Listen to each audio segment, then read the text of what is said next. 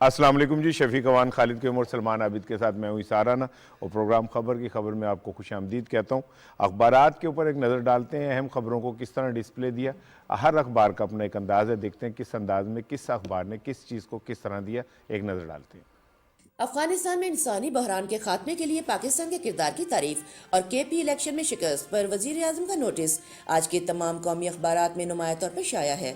रोजनामा express की सुर्खी के अल्फाज हैं, सलामती कौंसल अफगानिस्तान को इमदाद फराहम करने की अमरीकी करारदाद मंजूर, OIC में मदऊ करने पर पाकिस्तान का शुक्रिया, एंटोनी ब्लिंकन। इसी खबर को रोजनामा पाकिस्तान ने इस अंदाज से पेश किया, OIC इजलास, अच्छा पाकिस्तानी इकदाम, इंसानी बहरान पर काबू पाने में मदद मिलेगी, अमरीका। रोजनामा दुनिया ने भी इसी खबर को अहमियत दी, तालिबान के खिलाफ अमरीकी पाबंदियां नर्म, अक़वाम मुत्तहिदा भी तालिबान को $60 लाख की अदायगी पर तैयार।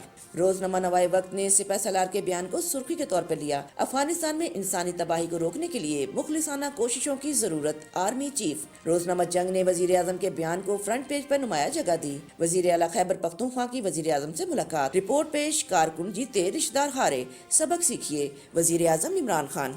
रोजनामा नई बात ने इसी खबर के लिए इन अल्फाज का चुनाव किया, PTI को शिकस्त, जिम्मेदारों को शो कॉज नोटिस का फैसला, आइंदा इलेक्शन में सिफारिश रिश्वत सतानी बर्दाश्त नहीं, वजीर आजम इमरान खान। इंग्लिश अखबार डॉन की लीड स्टोरी है, Imran grills KP CM over wrong selection of contestants. The News की मेन स्टोरी है, nepotism internal rifts behind KP rout. Daily Times की टॉप स्टोरी है, KP LG elections a new beginning. Express Tribune की headline story है, as KP poll drubbing bites, PM orders action. The Nation ने भी वजीर आजम के बयान को फ्रंट पेज पर कवरेज दी, PM Khan calls directly elected tehsil नाजिम्स फ्यूचर लीडर्स।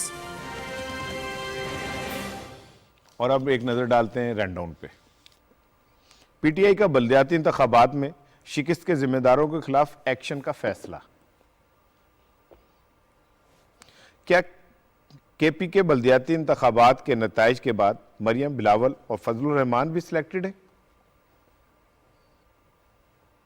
फिल्म इंडस्ट्री की बहाली के लिए हर मुमकिन इकदाम करेंगे चौधरी फवाद हुसैन।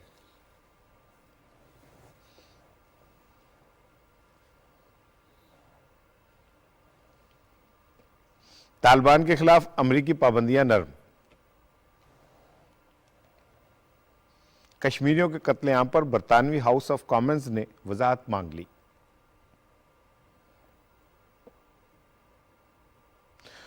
पंजाब असेंबली में हाकी के फरोग की करारदाद मंजूर और टॉप ट्रेंड भी एशियन हाकी चैंपियनशिप है और पाकिस्तान की कारकर्दगी है। आज के प्रोग्राम में दी न्यूज़ का इदारिया पॉलिटिकल टसल और रोजनामा दुनिया में खुर्शीद नदीम साहब का कालम JUI की कामयाबी भी शामिल है। साहब आज कैसा महसूस कर रहे हैं आप? लगता है हमारे सबकी एनर्जी वो है वो भरपूर है। जी अल्हम्दुलिल्लाह, और मौसम बड़ा खूबसूरत है, बाहर बादल हैं लाहौर में, तो दुआ करें बारिश भी हो जाए। बारिश होगी, यकीनन होगी। और जो इतलात हैं वो ये कि 24 से और 31 तक शदीद बारिशें हैं और सर्दी की एक लहर है, साइबेरियन हवा जो है वो मैदानी इलाकों में आ रही है और कहा यह जा रहा है कि 50 साल सर्दी का रिकॉर्ड भी टूट सकता है।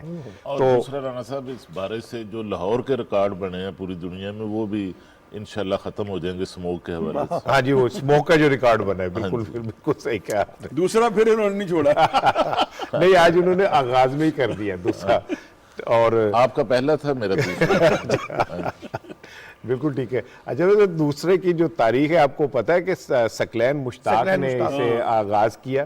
पहले ऑफ स्पिन जो होती थी वो तो सिर्फ सिंपल ऑफ स्पिन होती थी, लेकिन सकलैन ने एक बॉल किया। मुझे अच्छी तरह याद है कि ब्रिटिश कमेंटेटर ने कहा कि इट्स नॉट अ दूसरा, ये लेग ब्रेक हुई है, यानी गेंद फोर्थ स्टंप पे गिरी और वो जो स्लिप में खड़ा था ना लड़का, वहां पे गेंद चली गई, तो वो उन्होंने कहा ये लेग ब्रेक हुई है, नहीं हुई। और सकलैन एक अजीम ऑफ स्पिनर, जिसके मुतालिक कहीं ये नहीं कि वो जरक मारता था या उसका एंगल वो होता था।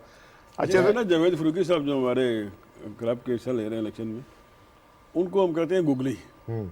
यानी वो ताड़े वक्की जो गल कर दे ना कि बात कुछ होती है और उस हम कहते हैं कि ये पिच का जो एंड है ना, यहाँ पे और बॉल करें तो सीधी विकेट में जाती है। हाँ। इतनी टर्न करते हैं, इतनी बड़ी ब्रेक करते हैं, इतनी बड़ी वो जो पंजाबी की जुगत मारते हैं कि भाई वो बंदा अक्का बक्का रहा कहाँ से है।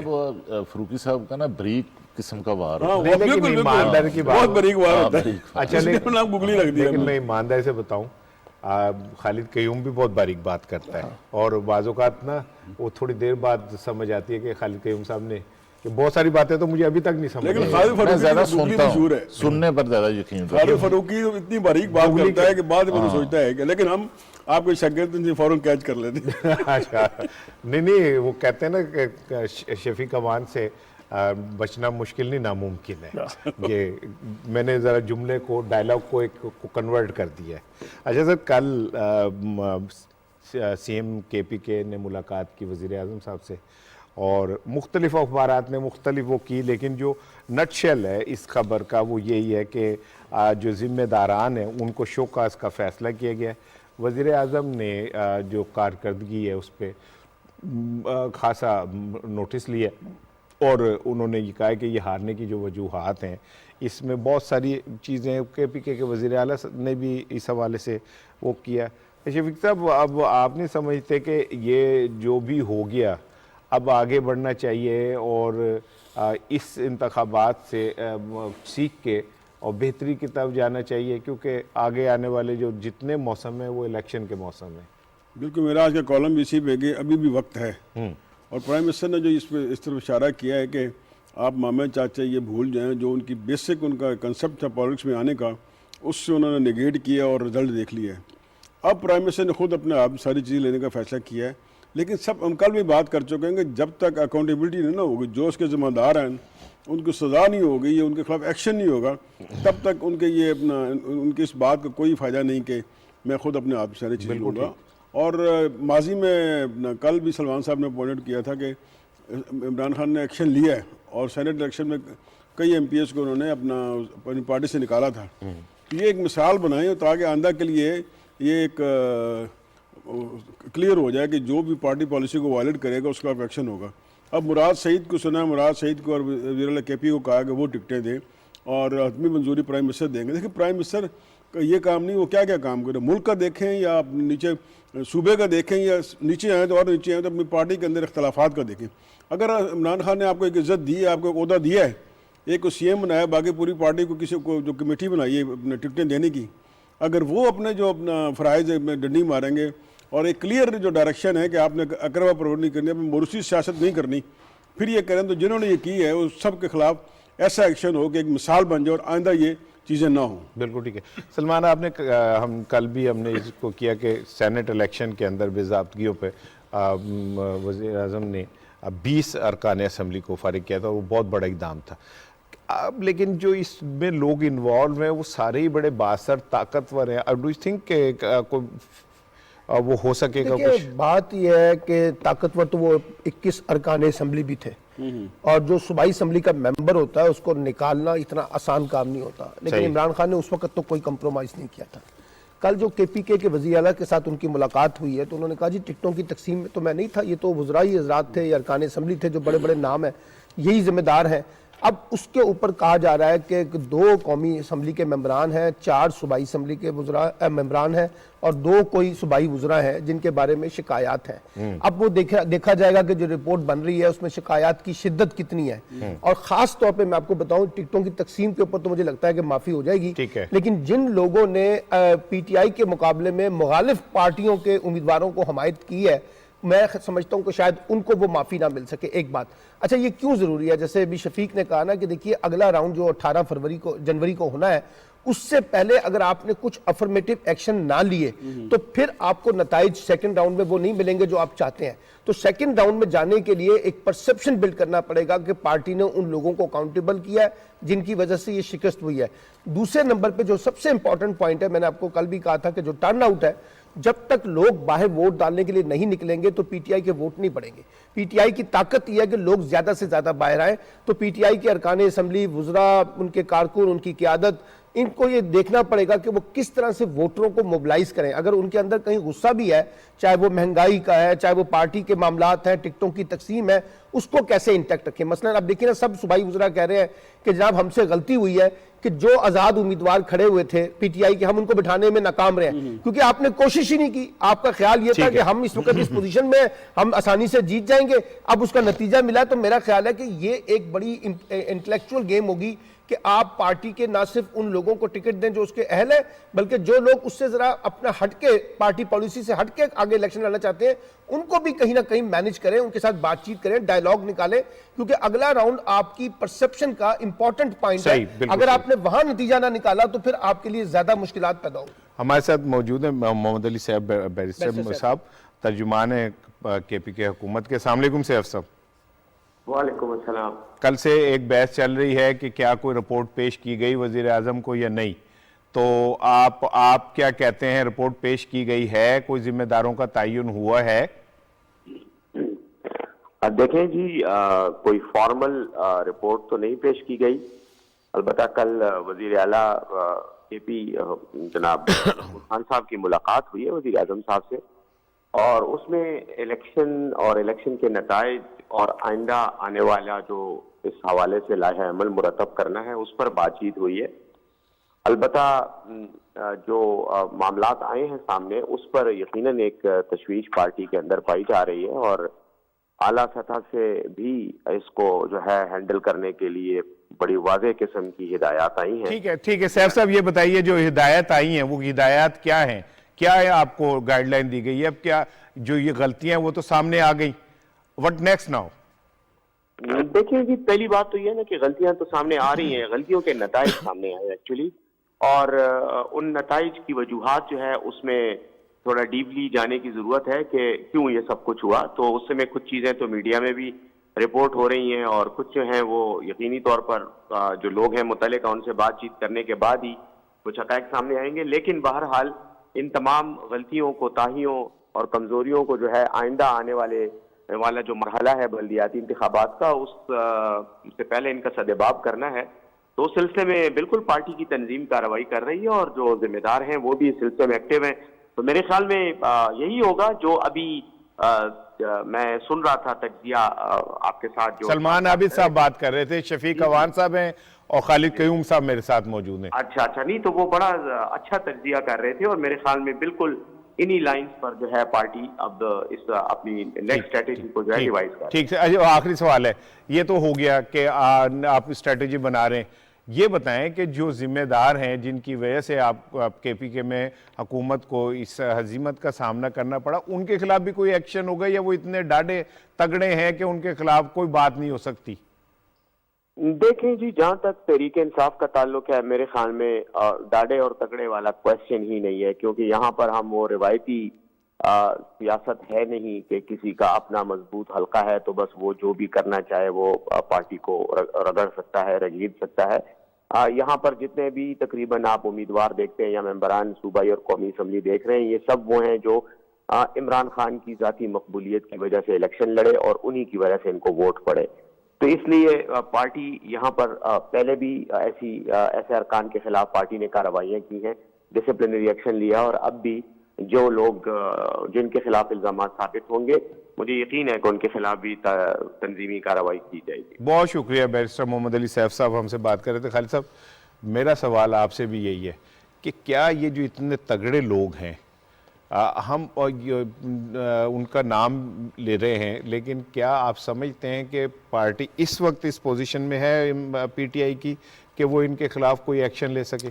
देखिए, पहली बात तो ये है राणा साहब कि वज़ीर आज़म इमरान खान जब इक़्तिदार में आए थे, जब 2018 का इलेक्शन लड़ा था, तो उस वक्त शफीक साहब उनके दो बड़े अहम बयानिए थे जिसकी बुनियाद पर वो इक़्तिदार में आए, हुकूमत में आए। एक था करप्शन के ख़िलाफ़ बयानिया, और दूसरा वज़ीर आज़म का जो बयानिया था वो पाकिस्तान की सियासत के अंदर जो मरूसी सियासत के ख़िलाफ़ उनका एक बयानिया था। ये दोनों बयानिए के साथ वज़ीर आज़म मैदान में आए और उन्हें इनकी बुनियाद पर कामयाबी मिली। और उसमें अगर आप देखें तो केपी के अंदर, केपी के जो इंतखाबात हुए हैं, अब वहाँ पर जो पार्टी की मकामी सूबाई जो क़यादत है, ख्वाह वो वज़ीर आला हैं, ख्वाह वो गवर्नर हैं, ख्वाह वो वफाकी वज़रा हैं, सूबाई वज़रा हैं, अरकान असम्बली हैं, उनकी तरफ से जो है ये जो बयानिया था वज़ीर आज़म पाकिस्तान का, इसकी नफ़ी की गई है, जिसमें रिश्तेदारों को, अजीज़ों को और दोस्तों को जो है वो टिकटों से नवाजा गया। और ये उसी तरह हुआ है कि आप फिर कहते हैं कि खालिद यूं माजी की बात करता है, इसको अगर मिलाएं, जब जुल्फ़िकार अली भुट्टो ने जो है क्लीन स्वीप 70 में किया था, तो उसके बाद जब वो इक़्तिदार में आए तो हयात टमन फार्मूला जो आया था, अब वो भी पीपल्स पार्टी को उस वक्त बहुत जो है वो नुकसान जो पहुंचा था, वो इसी वजह से पहुंचा था कि पार्टी के अंदर जो वडेरे, जगीरदार और ताकतवर लोग थे, उनको ही आगे जो है वो लाया गया और उनके रिश्तेदारों को लाया गया।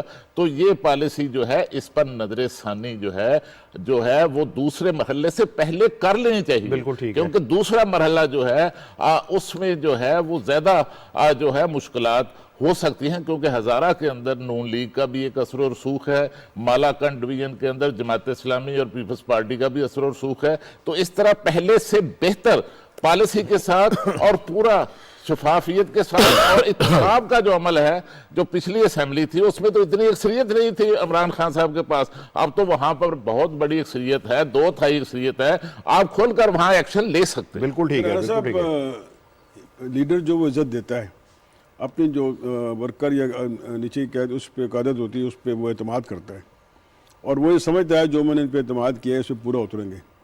अब इसके बावजूद भी जो है आपने केपी में देखा है कि चाचे, मामे, भतीजे, दामाद, बेटे, वो उनको आगे लाएगा और आपने रिजल्ट देख लिया। वर्कर ने इसको कबूल नहीं किया।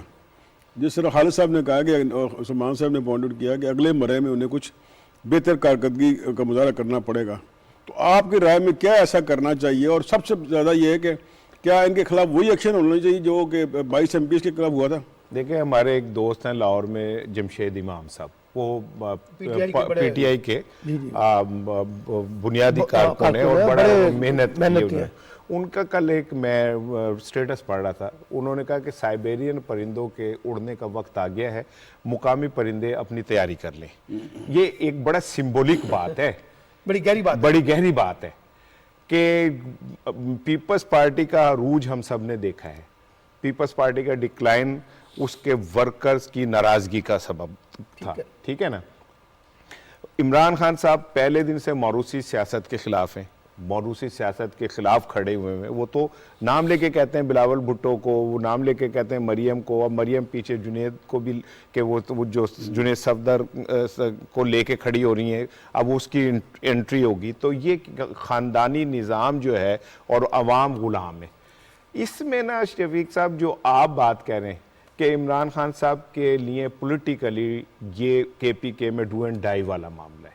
यहाँ पे अगर कोई कंप्रोमाइज़ कर गई पार्टी तो नताइज इससे भी वर्स्ट सामने आएंगे। मैं इसकी एक छोटी सी मिसाल देता हूँ। जो आपने कहा कि कल ये हम प्रोग्राम की तैयारी करते हैं, शफीक अवान मुझे फ़ोन करता है क्या इश्यूज़ हैं, आप मुझे कहते हैं क्या इश्यूज़ हैं, खालिद कीम कहते हैं क्या इश्यूज़ हैं, हम कहते हैं ये हैं, इस पर हम इससे बात करते हैं। इससे कल मैंने KPK के 3-4 बड़े लोगों से राब्ता करके बात करने की कोशिश की, nobody bother to reply me. Even K Shaukat Yusuf जई साहब से मैंने बात हुई, उन्होंने मुझे 5-7 फ़ोन करवा के मुझे कहा कि अच्छा ठीक है। मैंने कहा जी मैं ये इस पे बात करना चाहता हूँ, तो उन्होंने फ़ोन जो है बात करते हुए काट दिया और उसके बाद मेरा रिसीव नहीं किया। इससे आप उनकी संजीदगी का अंदाज़ा लगाएं, इससे आप उनकी जिम्मेदारी का अंदाज़ा लगाएं। तो जो बात मैंने अर्ज की है कि ये डू एंड डाई है KPK में, बिल्कुल, और ये रिफ्लेक्ट करेगा पूरे पाकिस्तान में। सो इमरान खान साहब अब एक मैं समझता हूँ कि एक ऐसे सियासतदान है जिन्हें अब बहुत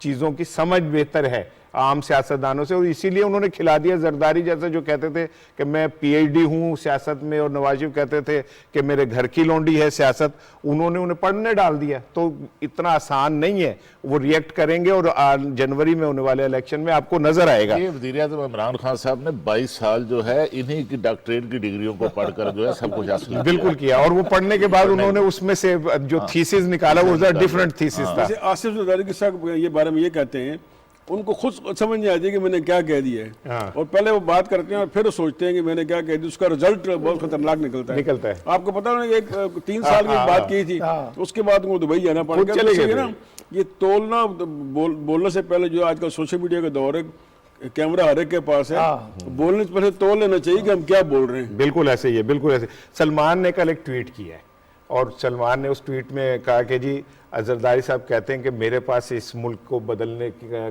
तक मॉडल है, तो इन्होंने कहा कि वो मॉडल आप सिंध में क्यों नहीं अप्लाई 15 वर्षों से मैंने कहा आपकी हुकूमत है तो आप वहां पे क्यों नहीं अप्लाई कर दें आप, ताकि छोटे पैमाने में अप्लाई करें, उसके रिजल्ट आए, फिर आगे बढ़े। नहीं यार शफीक साहब, 35 साल से आप सिंध के अंदर है, आप ना साफ पानी दे सके, ना कुत्तों को वहां पाबंद कर सके, वो काट के इंसानों की जिंदगियां, घोस्ट स्कूल वहां पे वैसे के वैसे मौजूद हैं, खुराक की कमी वहां पे मौजूद है। आपने एक सीट के ऊपर जियालों को नवाजने के लिए और ऐसे ऐसे स्कूल बना दिए जो वजूद ही नहीं, और वहां पे सैकड़ों असातिज़ा के नाम पे आप तनख्वाहें ले रहे हैं। ठीक है, चाइना कटिंग आपके दौर में हुई, कब्जे आपके दौर में हुए, टारगेट किलिंग आपके दौर में हुई, आपके दौर में कौमी खजाने को लूटने की बातें सामने आई।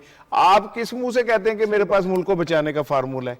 तो ये खालिद क्यूम साहब, क्योंकि पीपल्स पार्टी आपकी एक डोमेन है, मतलब आप एक्सपर्ट हैं पीपल्स पार्टी के, जो आपने कमजोरी नहीं कहा नहीं, अब देखें ना, मौलाना फजलुर रहमान साहब ने कल जो बयान दिया है, उन्होंने कहा कि जनाब अली वो सिलेक्टेड ने जरा सा हाथ हटाया तो फिर ये हुआ, तो इसका मतलब है आप पे हाथ रख लिया गया। ये देखिए कि जो इल्ज़ामात ये सिलेक्टेड का तीनों पार्टियां JUI, पीपल्स पार्टी और नून लीग PTI पर और PTI की क़यादत पर जो लगाती थी, अब तो खुद उसका शफीक साहब वो अजहार कर रहे हैं। मौलाना फजलुर रहमान साहब ने तो अजहार किया है कि उन्होंने जो फैसला सादा या कुफ्ते हैं उन्होंने हाथ उठाया है और हमें नताइज मिल गए। आप तो उनका जो नताइज मिले हैं उन पर तो आपकी तरफ से जो है आप वो शुक्रिया अदा किया जा रहा है, और इस तरह खुद को आप तस्लीम कर रहे हैं कि आप सिलेक्टेड हैं। और उसके साथ साथ जो है कि देखिए कि पीपल्स पार्टी और नून लीग की वहाँ कोई कारकर्दगी नहीं है, कोई परफॉर्मेंस नहीं है, लेकिन खुशी का इजहार देखें कि वो किस तरह जो है अचानक हमने अदम इत्मीनान की जो तहरीकें हैं, अब वो स्पीकर के खिलाफ, चेयरमैन सेनेट के खिलाफ, पता नहीं किस किस के खिलाफ जो है वो अब हमने आज सुनना शुरू कर दिया। जबकि मेरी इतला के मुताबिक अभी अपोजिशन जमातों के अंदर कोई किसी किस्म का जो इत्तेफाक राय है अदम इत्मीनान किसी भी सतह पर वो नहीं हुआ, क्योंकि उनका आपस में इस वक्त जो शफीक साहब जो लड़ाई चल रही है वो तीनों पार्टियां तो ड्राइविंग सीट मांग रही हैं, तो फैसला साहब जो है किस किस को ड्राइविंग सीट तो एक है। मेरा ख्याल है कि खालिद साहब ने कहा ड्राइविंग सीट मांग रही है, मेरा ख्याल एक ही गाड़ी में 3 जो है स्टीयरिंग लगा दें ताकि जिससे मर्जी वो घुमा ले। आपसे मैं जो बात करना चाह रहा हूँ, एक हम चूँकि चारों साफ़ी हैं, आज आपने देखा है कि एक गैर महसूस अंदाज में ये अदम एतमाद वाली खबर मुख्तलिफ शक्लों से मुख्तलिफ अखबारात में छपी है, मुख्तलिफ अंदाज से, वो एक ही है क्या? कौन है ये जो इस तरह मेरे ख्याल में इसके पीछे जो है मीडिया ब्रिगेड प्लस मुस्लिम लीग नून अपोजिशन के लोग हैं। ऐसी चीज़ हरकतें करते रहते हैं। इस तरह माजी में भी बेशुमार खबरें ऐसी आई हैं, यानी अंदाज मुख्तलिफ लेकिन उसका हेडलाइन या मीनिंग एक ही था।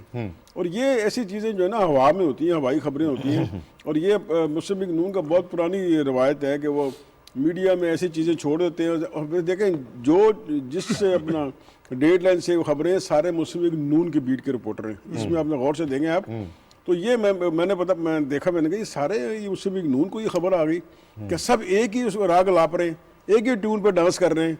तो ये मुस्लिम लीग नून ऐसी चीज़ें मैनेज करती है, माजी में उसने मैनेज उन्होंने किया है। लेकिन अगर उनमें कोई थोड़ी अक्लमत होती तो 1-2 अखबारों में देते, अब सब में वही खबर दी, अंग्रेज़ी उर्दू सब। और उसमें जब ये एक्सपोज हो गया कि भाई अब ये खबरों से और इस तरह के तबसरों से हुकूमत नहीं जाती और ना अदम एतमाद आती है। अदम एतमाद कैसे करेंगे, कब करेंगे? अब ये मुमकिन नहीं। हमने एक अदम एतमाद देखी थी आई जो बेनज़ीर के खिलाफ आई थी, वो टाइम फिश हो गई। तो ये अब दिल को बहलाने के लिए गालिब ख्याल अच्छा है, शेर आप अच्छा बोलते हैं, बेहतर बोलते हैं। तो ये बिल्कुल उन्होंने ठीक पॉइंट आउट किया कि हर अखबार की एक ही चीज़ है, और वो इसमें मीडिया ब्रिगेड शामिल है प्लस जो मीडिया सेल है मुस्लिम लीग नून का।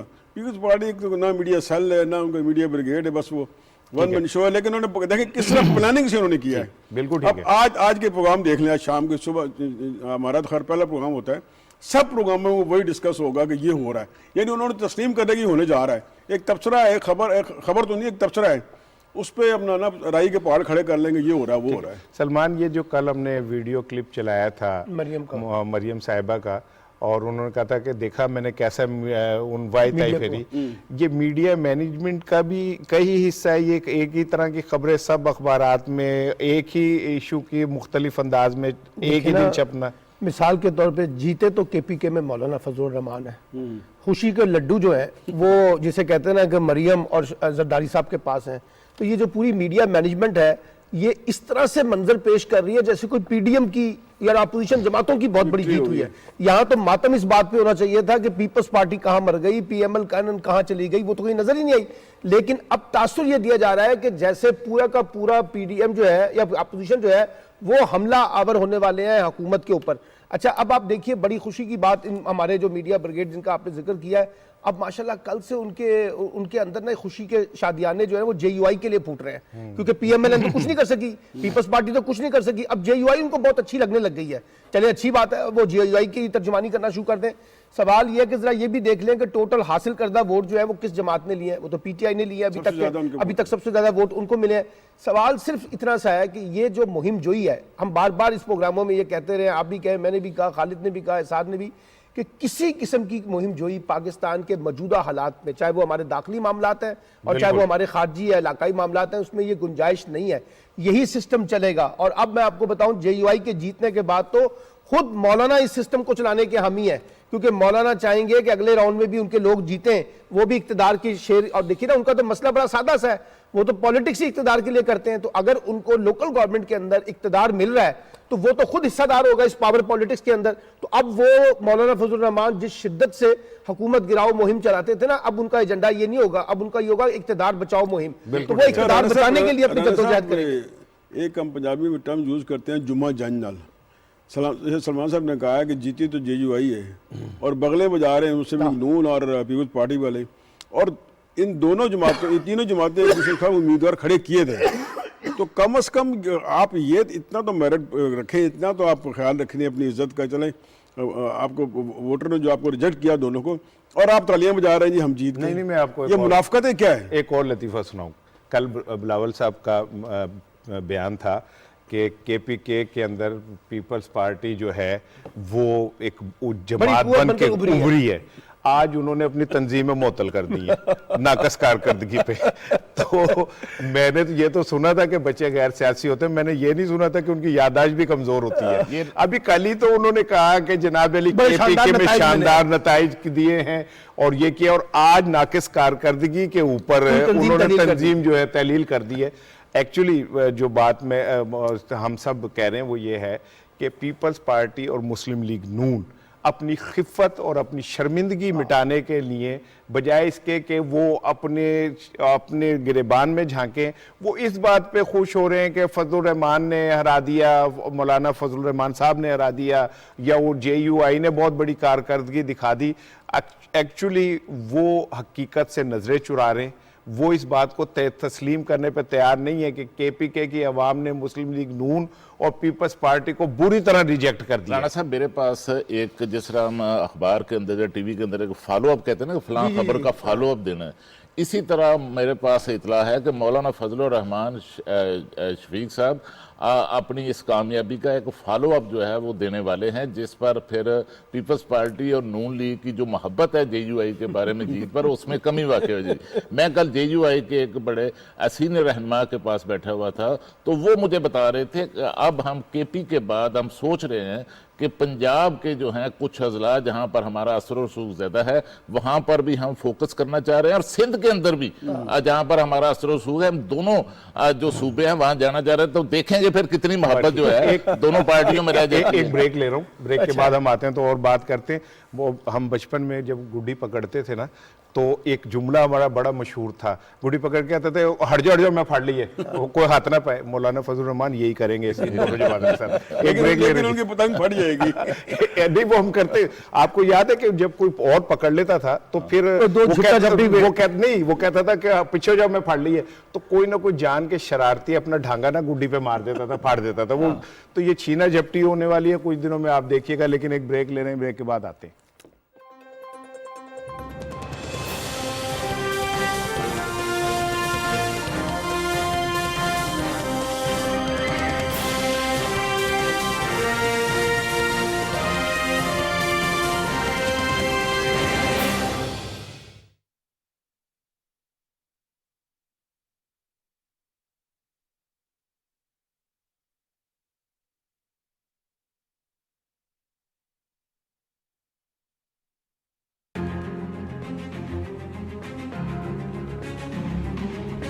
The Prophet lives in our hearts.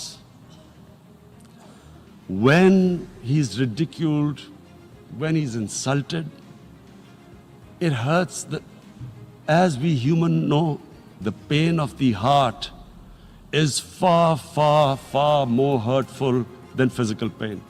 जब तक मुसलमान दुनिया मिलके इसका प्रेशर नहीं डालेगी मगरिब मुबालिक के ऊपर, ये मुश्किल रहेगा हमारे लिए कि वो इसके पीछे छुप जाते हैं कि जी आज़ादी राय। It is a failure of the OIC that we have not been able to explain to the Western countries that the love and affection that we feel for our Holy Prophet.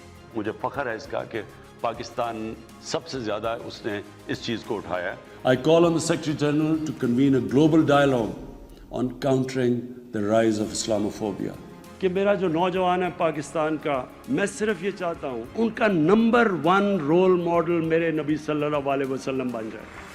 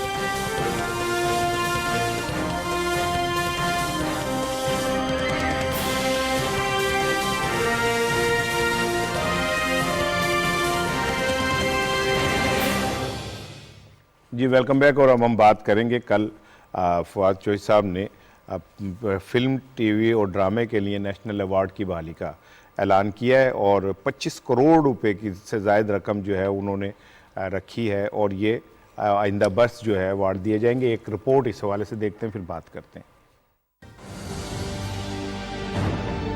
हम जो national awards हैं film के, drama के और music के, उनको revive कर रहे हैं। 22 अवार्ड्स इंशाल्लाह हम अगले साल जो है वो देंगे।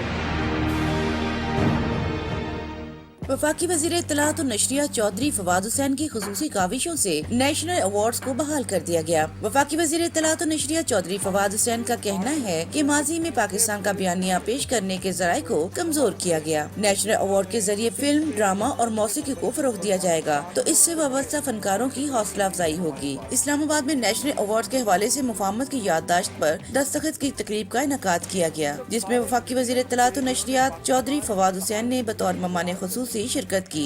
तकरीब से खिताब करते हुए चौधरी फवाद हुसैन ने कहा कि 60 की दिहाई में हम दुनिया के तीसरे बड़े फिल्म मेकर थे। माजी में फिल्म, ड्रामा और मौसीकी के शोबे अदम तवज्जो का शिकार रहे। आइंदा साल 22 अवार्ड्स के जरिए 25 करोड़ रुपए पाकिस्तान के मारूफ मौसीकारों, आर्टिस्टों और फिल्मों के लिए दिए जाएंगे। हम 1960 में दुनिया के तीसरे बड़े फिल्म मेकर थे। दुनिया के जो सिनेमाज थे वो दुनिया में तीसरे या चौथे नंबर के ऊपर, पाकिस्तान सबसे बड़े सबसे बड़ी स्क्रीनें हमारे पास थी। जो सारे मीडियम्स थे जिन्होंने पाकिस्तान की कहानी दुनिया को बयान करनी थी, उन सबको हमने बहुत कमजोर किया। हम इन तमाम मीडियम्स को रिवाइव कर रहे हैं। उन्होंने कहा कि नई फिल्म पॉलिसी मुकम्मल कर ली गई है। फिल्म की सन्नत में मराहत दी है। मकामी मवाद की हौसला अफजाई के लिए गैर मुल्की मवाद पर टैक्सेस आयद किए गए हैं। बड़ी कंपनियां मकामी अदाकारों और मॉडल्स को नजरअंदाज करके बैरून मुल्क से मॉडल्स और एक्टर्स को ले आती हैं। चौधरी फवाद हुसैन का कहना था कि ऐसे इश्तिहारात पर भी टैक्स लगाए जा रहे हैं ताकि इस तरह के इक़दामात की हौसला शिकनी हो सके।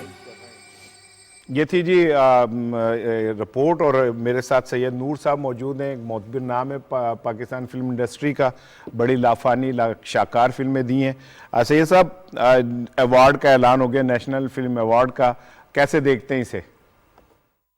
जी बिल्कुल इंसेंटिव है और बड़ी अच्छा अनाउंसमेंट है, और इस अनाउंसमेंट की बड़ी देर से हमें इंतजार था कि कोई गवर्नमेंट लेवल पे कोई नेशनल अवार्ड, क्योंकि नेशनल अवार्ड एक ऐसी चीज है जो बहुत प्राइड फील करता है आर्टिस्ट उसको लेके। और पैसे की तो खैर कोई बात नहीं, इंसेंटिव जो है, लेकिन जो एक रिस्पेक्ट मिलती है इंसान को नेशनल अवार्ड, मुझे 7 नेशनल अवार्ड मिले हुए हैं, और मैं बहुत खुश हूँ इस बात पे कि आई गॉट 7 नेशनल अवार्ड्स। बिल्कुल ठीक है, आपको 7 नेशनल अवार्ड मिले। हमें उम्मीद है कि अगले अवार्ड में भी ज़रूर आपकी कारकर्दगी जो है वो सामने रहेगी। आप समझते हैं कि ये जो ऐलान हुआ है इससे इंडस्ट्री अपने पैरों पे खड़ी होगी और ज़रा मुकाबले की फ़िज़ा बनेगी बाकी इंडस्ट्रीज़ के साथ? नहीं, एक मुकाबला तो बात की बात है, पहले तो जीना सीख लेगी इंडस्ट्री, रिवाइवल हो जाएगा, काम होना शुरू हो जाएगा, लोगों को हौसला मिलेगा, लोग इन्वेस्ट करेंगे, लोग काम करेंगे। अच्छा, ये बताइएगा, आखिरी सवाल है कि ये जो हाल हुआ इंडस्ट्री का, ये क्या क्यों हुआ और क्या कौन जिम्मेदार है? देखिए, डिक्लाइन सिर्फ इस वजह से हुआ कि सिनेमा टूट गए। सिनेमा अगर ना टूटते तो फिल्में जरूर बनती, और सिनेमा के टूटने से जो समझे कि मासिस का जो रुझान था वो खत्म कर दिया गया। अगर मासिस का रुझान रहता, मासिस के लिए सिनेमा रहते, तो ये कभी फिल्म इंडस्ट्री का डिक्लाइन ना आता। बिल्कुल ठीक, बहुत शुक्रिया सैयद नूर साहब। शफीक साहब, एक अच्छा इकदाम है, मुकामी फनकारों को मौका मिलेगा, और फिर ये कि कुछ ऐसे इकदाम किए गए जैसे कि ड्रामा बाहर से आता था वो बहुत सस्ता होता था, पाकिस्तानी ड्रामा महंगा बनता था, तो जो चैनल से उसे उठा लेते थे। अब तय ये हुआ है कि इस तरह नहीं होगा, मुकामी ड्रामे को फ़रोग दिया जाएगा। कुछ फिल्में बन रही हैं इंटरनेशनल लेवल के ऊपर, टीपू सुल्तान साहब पे बन रही है, इस तरह की फिल्में बनना शुरू हो गई हैं, तो एक रिवाइवल का तो होगा। देखिए, सैयद नूर साहब ने कहा कि फिल्मों की रिवाइवल होगी, और फिल्मों की रिवाइवल बहुत ज़रूरी है। इसमें देखें आप, एक तो आप अपना हमारे जो अदाकार है, हमारी फिल्म इंडस्ट्री बहुत बड़ी इंडस्ट्री है, बेशुमार लोगों को रोज़गार मुयसर होता है। जिस तरह हमारी वो इंडस्ट्री है ना कंस्ट्रक्शन, बिल्कुल इस तरह जो फिल्म इंडस्ट्री है इसमें बेशुमार लोगों को रोज़गार मिलता है।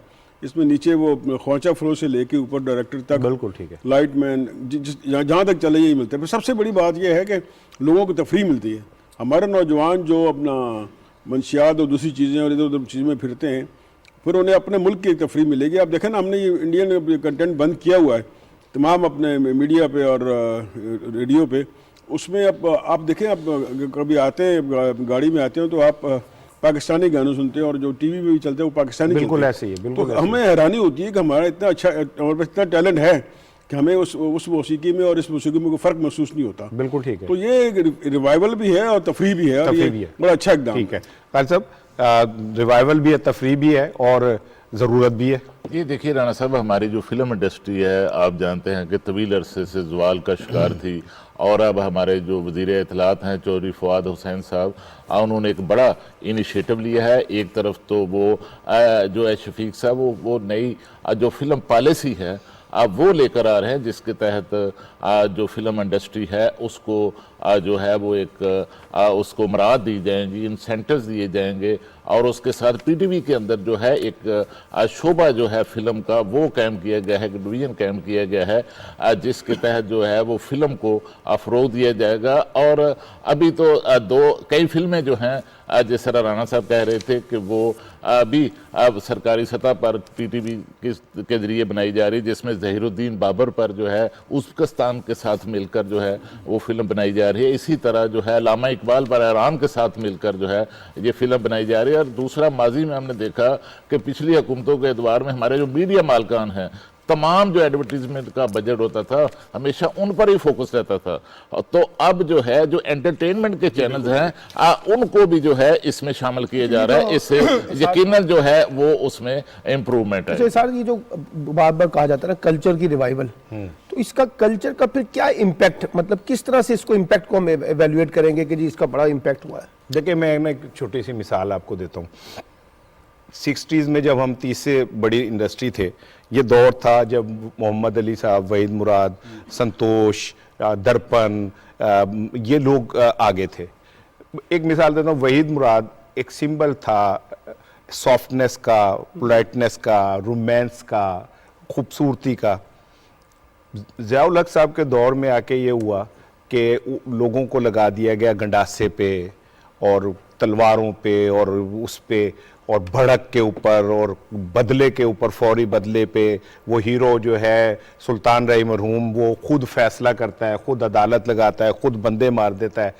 वहीद मुराद की सॉफ्टनेस ख़त्म हो गई और गंडासा और भड़क और बदला जो है वो आगे आ गया। ये आहिस्ता आहिस्ता कौमों का मिजाज बनाता है। कौमों के मिजाज में आहिस्ता आहिस्ता ये चीज़ें, हमारे बच्चे ड्रामा देखते हैं, वो उनको पैरवी करना शुरू कर देते हैं। क्यों वजीर आज़म इमरान खान साहब ने कहा कि जी इनको आप एक अर्तुगरुल आया ना, काया पलट दी पूरी सोसाइटी की, कल्चर बदल गया। मेरे बच्चे वो यूट्यूब के ऊपर लगा के वो एपिसोड ही देखते रहते हैं। अब वो नया वो आगे क्या नाम है, एक नया ड्रामा उनकी जगह पे रिप्लेस हुआ है। सो जो हमारा कल्चर है वो तो हमारा कुछ और है, जाहिर है वो उसकी जड़ें ज़मीन से निकलती है, लेकिन जो शोबिज़ होता है ना वो कौमों के मिजाज को बेहतर करता है और बेहतर करके उनको एक ख़ास समत लेके जाता है। राणा साहब, जब शोबिज़ और कल्चर जो है वो ख़त्म हुए, ज़वाल पजीर हुए, तो उसकी जगह पर फिर शिद्दत पसंदी नहीं आना, वही वो गंडासा और भड़के और ये पसंदी आई, फिर दहशत गर्दी आई। ये तोहफे हमें इसी वजह से मिले। बिल्कुल है, और दानिस्ता किए गए इस सोसाइटी में से सॉफ्ट इमेज खत्म करके ऐसी चीज़ों को प्रमोट किया गया, ऐसी फिल्मों को, ऐसे इंडस्ट्री को प्रमोट किया गया जिसमें नफरत, बदला, गुस्सा, तासुब सारा कुछ नजर आए, मोहब्बत, प्यार, नरमी, वो सब खत्म कर दिया। जो 2002 में जो केपी के अंदर जेयूआई की हुकूमत थी, उसमें आपने वहां पर देखा सिनेमा हालों का क्या हाल हुआ और वहां पर क्या हुआ, आप भी देखना क्या। बिल्कुल ठीक है। प्रोग्राम के वक्त में क्योंकि थोड़ा सा रह गया, बार बार वो मुझे कह रहे हैं। सलमान साहब, 2 सवाल मैंने इकट्ठे ही आपसे कर देने। तालिबान के खिलाफ एक तो अमरीका की पाबंदियां नरम होने का इंदिया आ गया है, करारदाद भी जो मंजूर हो गई। और दूसरी इंपॉर्टेंट खबर यह है कि कश्मीर में बरतानवी हाउस ऑफ कॉमन्स ने भारत से वजाहत मांग ली है कि भाई आपने ये जो इतने लोगों को मार रहे हैं, शहीद कर रहे हैं, इसकी वजाहत। ये तो अमेरिका ने बड़ा अच्छा फैसला किया है कि इंसानी हमदर्दी की बुनियाद पे थोड़ी सी अपनी पॉलिसी जो नरम की है अफगानिस्तान के ऊपर। यही OIC का भी एजेंडा था, उसकी उन्होंने आगे से बात की है। लेकिन जो बुनियादी बात है कि देखिए, हम तो कहते हैं कि हिंदुस्तान जो है भारत में संगीन ह्यूमन राइट्स वायलेशन कर रहा है, लेकिन सवाल यह है कि अब बरतानवी पार्लियामेंटेरियन जो है 27 के करीब, उन्होंने भारतीय सफारत खाने को खत लिखा और कहा है कि जो आप सीरियस वायलेशन कर रहे हैं कश्मीर के अंदर, उसकी जवाब दें। आप लोगों को इंतकाम का निशाना बना रहे हैं, उन्हें पुलिस मुकाबलों में मार रहे हैं, उनको टॉर्चर कर रहे हैं, उनको जिंदा जला रहे हैं, इन सब की वजाहत करें। यानी ये शो करता है कि इस वक्त आलमी दुनिया के अंदर और बरतानवी पार्लियामेंटेरियन के भी सीरियस कंसर्न है ह्यूमन राइट्स वायलेशन के कॉन्टेक्स्ट में जो हिंदुस्तान में हो रहे हैं। और पूरी दुनिया कह रही है, ह्यूमन राइट्स वॉच कह रहा है, एमनेस्टी इंटरनेशनल कह रहा है, यूरोपियन यूनियन कह रहे हैं, सब ये सवालात उठा रहे हैं कि हिंदुस्तान अपनी तारीख की बदतरीन ह्यूमन राइट्स वायलेशन कश्मीर में कर रहा है।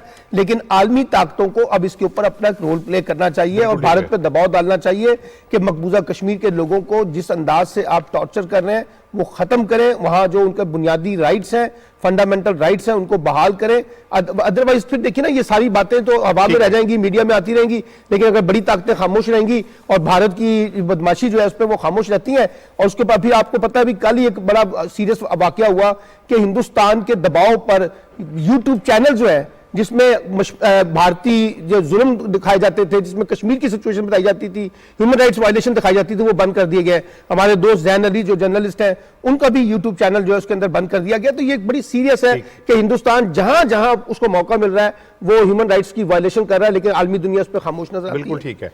अच्छा सर, दी न्यूज़ का इदारिया भी मैं आपसे डिस्कस कर लूं, और दी न्यूज़ के इदारिये के अंदर भी जो गुफ्तगू की गई है वो मैंने पॉइंट्स कुछ निकाले हुए थे, और वो कहते हैं कि जी हुकूमत और अपोजिशन के दरमियान जो मुआजराई है वो आने वाले दिनों में मज़ीद बढ़ेगी, और कि उनका दावा है कि KPK के बल्दियाती इलेक्शन ने PDM के मुर्दा जिस्म में जान डाल दी है और एक नई सियासी जंग जो है वो शुरू हो गई है। बिल्कुल ही इनके ख्यालात किसी हद तक ठीक हैं, क्योंकि KP में शिकस्त हुई, उसकी वजूहत जो भी हों, लेकिन न्यू लाइफ लाइन मिली है इसको PDM को और अपोजिशन को।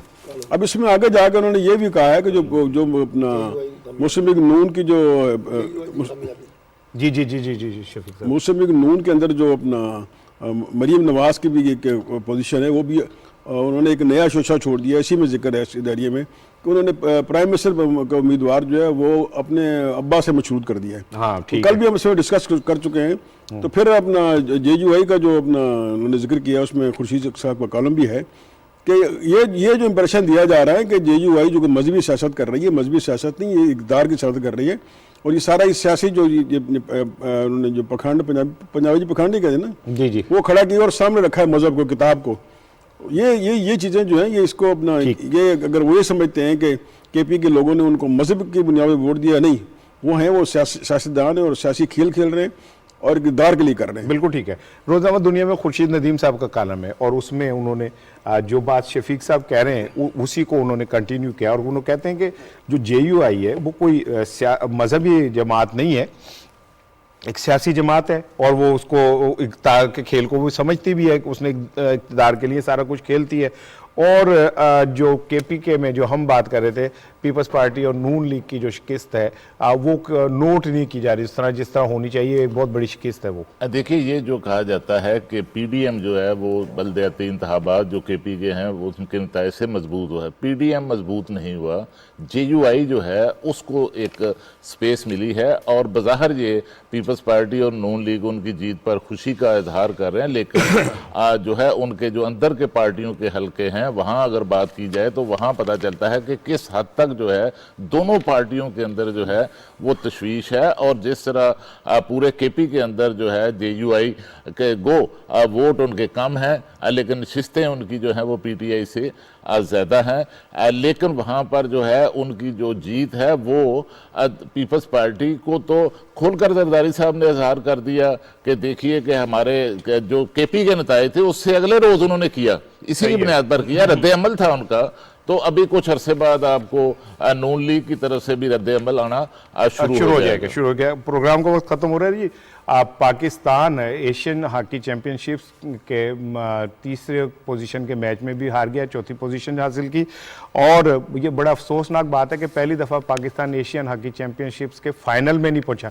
फाइनल क्या, सेमीफाइनल में शिकस्त खा के चौथे नंबर पे आ गया। साहब इसमें सॉरी आपकी इजाज़त से 5 टीमें थी, इसमें पाकिस्तान चौथे नंबर पे आ गया, पीपल्स पार्टी वाला आलू है। अच्छा, तो पंजाब असेंबली में करारदाद भी हो गई है जी कि हॉकी का फ़रोग किया जाए। हमारे साथ एक लेजेंड मौजूद है जिसने पूरी दुनिया को बताया कि हॉकी कैसे खेली जाती है। फ्लाइंग हॉर्स कहते थे, और कहते थे कि पकड़े ही नहीं जाते, और एक मशहूर जुमला था समीउल्लाह से कलीमुल्लाह, कलीमुल्लाह से समीउल्लाह। कहाँ गए वो दिन? समीउल्लाह साहब से पूछते हैं। समी साहब, चौथे नंबर पे आया, अफसोसनाक बात है। चौथे नंबर पे हम यही रो रहे हैं सुबह से। नहीं, अभी तो देखा ना, कुछ भी नहीं। विजन एशिया अगर आप चौथे नंबर पे हैं तो अभी तो इंटरनेशनल तो बड़ी मेहनत करनी पड़ेगी। ये हमने अगर एशिया में रह के खुश होना है तो फिर तो और बात है, अगर हम इंटरनेशनली खेलना है तो फिर उसके लिए तो बहुत सख्त मेहनत की जरूरत, नंबर 1। और फिर खिलाड़ियों को मोरल और फिजिकल फिटनेस और मेंटल एटीट्यूड सब चीजें ठीक करनी पड़ेगी। सर, क्या वजह है इतने बड़े लेजेंड्स हमारे पास मौजूद हैं, ये क्यों नहीं आगे आते, क्यों नहीं हॉकी को सपोर्ट करते? एक तो इसमें ये है कि जो फेडरेशन है वो मेरे लिहाज से, मेरे अपने लिहाज से वो इतनी रिलायबल नहीं है। 5 साल हो गए, उनकी कोई अच्छी परफॉर्मेंस नहीं है, नंबर 1। नंबर 2, वो जिसको कहते हैं ना कि एक रोल मॉडल किस्म के लोग हों जो कुछ करने की ख्वाहिश रखते हो, ये वो भी नहीं है। इस वजह से हम बिल्कुल अलग इनसे हैं और हम ये चाहते हैं कि कोई ऐसे बुर्दबार किस्म के लोग आए जो हॉकी का फेयर संभालें, फिर हम उनके साथ काम करें। अच्छा सर, क्या ये वजह तो नहीं कि पाकिस्तान मॉडर्न हॉकी से दूर हो गया और रवायती हॉकी पे ही अड़ा हुआ है? मैं कहता हूँ कि हमारी हॉकी जो है एशियन, अभी कई सालों से देख लें आप, ऑस्ट्रेलिया उसी पैटर्न पे खेल रहा है 5-3-2-1 और वो सर्वाइव कर रहा है पिछले 40 साल से।